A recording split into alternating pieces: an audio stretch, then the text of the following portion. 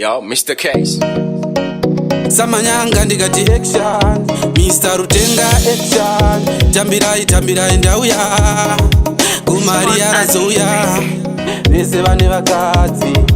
Ja respect chimbondiudza wako unomugona sei, chitekurawo wako ndiudze unomugona sei, murambadoro wako unomugona sei, mudharadziva wenyu munomugona sei, wangu mukadzi wanditambudza inini wandishungurudza.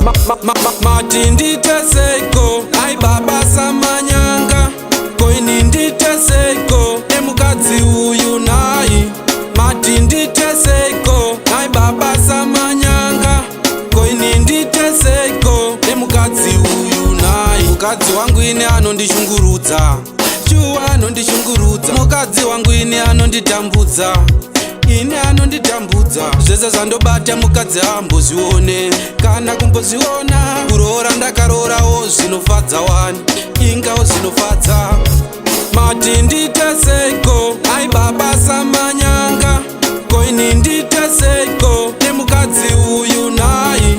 Mati ndite seiko ai baba Samanyanga, koini ndite seiko emukadzi uyu nai. Ikatenga iro riri girosari, kutengawo girosari kwamai vangu hambosiyo kana chituku, kana kuvapa chidiki. Mai vangu vanongozara vachingochema, mai vachingochema. Iye zvese aendesawo kwamai vake, zvese kwamai vake.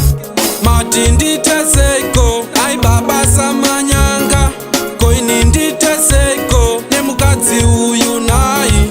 Mati ndite seiko ai baba Samanyanga, koini ndite seiko nemukadzi uyu nai. Ikatenga iro riri girosari, kutengawo girosari kwamai vangu hambosiyo kana chituku, kana kuvapa chidiki. Mai vangu vanongozara vachingochema, mai vachingochema. Iye zvese aendesawo kwamai vake, zvese kwamai vake. Shamari rodzaka noketa mukadzi wangu wandishungurudza, pandakatorora zvazvo ndakatoita kutokumbira shamwari, but asi kana undinzwa chinhu, mari yese unongoendesa kuna momsi yake. Champion Music.